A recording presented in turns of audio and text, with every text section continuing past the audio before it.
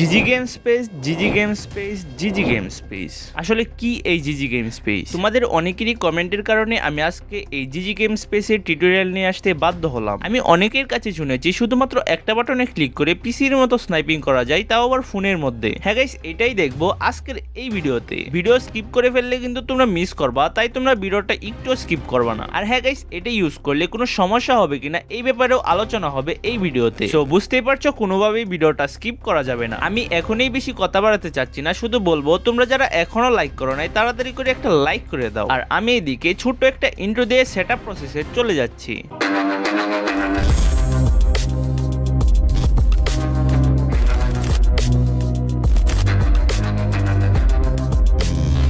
So প্রথমে আমরা চলে যাব প্লে স্টোরের মধ্যে। যাওয়ার পর সার্চ বারে গিয়ে সার্চ করব জিজি গেম স্পেস লিখে। সাথে সাথেই দেখতে পারবা জিজি গেম স্পেসটা প্রথমে চলে আসছে। তোমরা এটাকে ইনস্টল করে নিবা।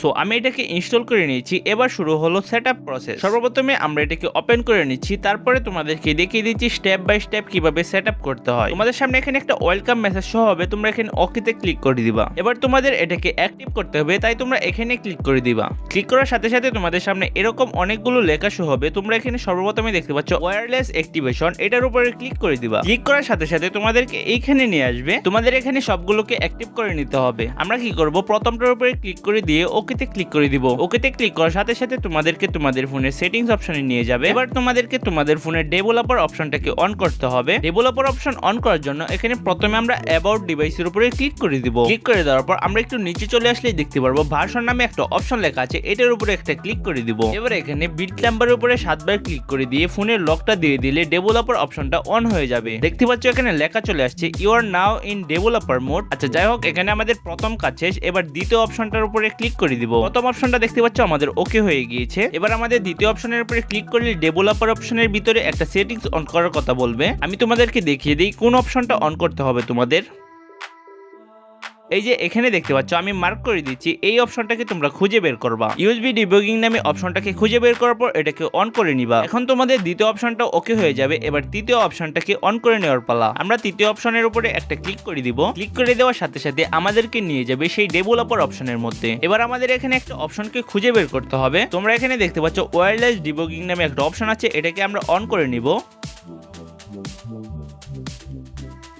গাইস, এটাকে অন করা হয়ে গেলে আমরা চলে যাব চতুর্থ নাম্বার অপশনটা অন করার জন্য। তার আগে এখানে দেখে নেই তৃতীয় নাম্বার অপশনটা ওকে হয়েছে কিনা। হ্যাঁ গাইস, আমাদের তৃতীয় নাম্বার অপশনটা কমপ্লিট। এবার চতুর্থ নাম্বার অপশনের উপরে ক্লিক করে দিব। ক্লিক করে দেওয়ার সাথে সাথে তোমাদের সামনে একটা নোটিফিকেশন চলে আসবে আর তোমাদেরকে ডেভেলপার অপশনের মধ্যে নিয়ে যাবে। এখানে তোমাদের কি করতে হবে, ওয়্যারলেস ডিবাগিং নামে অপশনটার ভিতরে চলে যেতে হবে। যাওয়ার পর সবার নিচের এই অপশনটার উপরে ক্লিক করে দিব। ক্লিক করে দেওয়ার সাথে সাথে তোমাদের সামনে একটা কোড চলে আসবে। এই কোডটা এখানে দেখে দেখে নোটিফিকেশনটার উপরে ক্লিক করে দিয়ে কোডটা লিখে নিবা। আমি এখান থেকে দেখে দেখে কোডটাকে লিখে নিচ্ছি।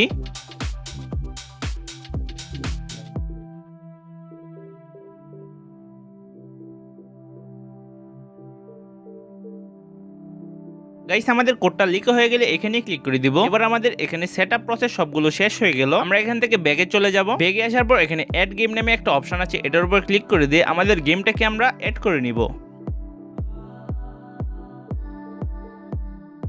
সো আমরা আমাদের গেমটাকে অ্যাড করে নিলাম। এবার এন্টারে ক্লিক করে দিয়ে ওকেতে ক্লিক করে দিব। এবার আমাদের এখানে দুইটা পারমিশন চাইবে, এই দুইটা পারমিশন আমরা এখানে দিয়ে দিব।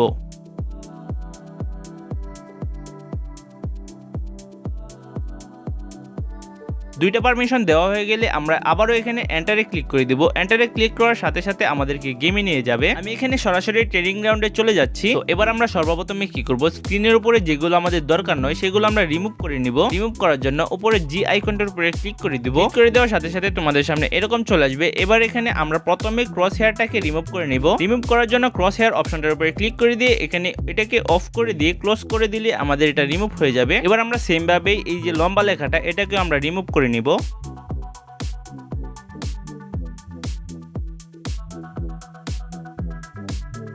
সবকিছু এখানে রিমুভ করে নিলাম। এবার আমরা আবারও জি অপশনটার উপরে ক্লিক করে দিব। ক্লিক করে দেওয়ার পর দ্বিতীয় নম্বরে দেখতে পাচ্ছ ম্যাক্রো নামে একটা অপশন আছে, এটার উপরে ক্লিক করে দিব। এবার এখানে নিচে দেখতে পাচ্ছ সেটআপ ট্রিগার নামে একটা অপশন আছে, এটার উপরে ক্লিক করে দিয়ে ওকেতে ক্লিক করে দিব।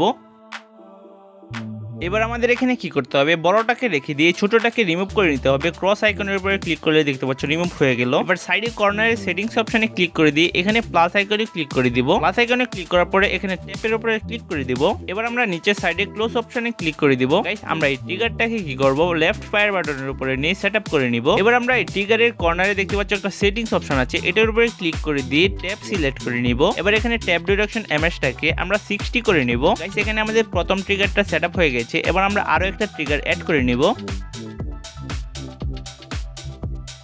গাইস আমরা দ্বিতীয় ট্রিগারটাকে স্কুপের উপরে নিয়ে রাখবো।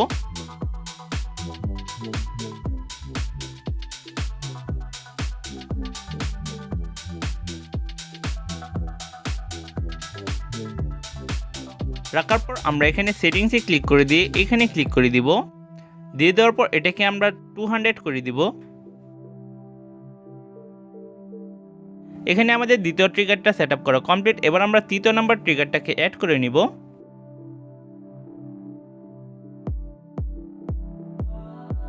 তৃতীয় নাম্বার ট্রিগারটাকে নিয়ে আমরা এখানে সুইচের উপরে রাখবো, মানে গান যেখানে দিয়ে আমরা ট্যাপ করে সুইচ করি এখানে রাখবো। এটারও আমরা সেটিংস অপশনে ক্লিক করে দিয়ে ট্যাপে ক্লিক করে দিব এবং এটাকে আমরা 85 করে দিব।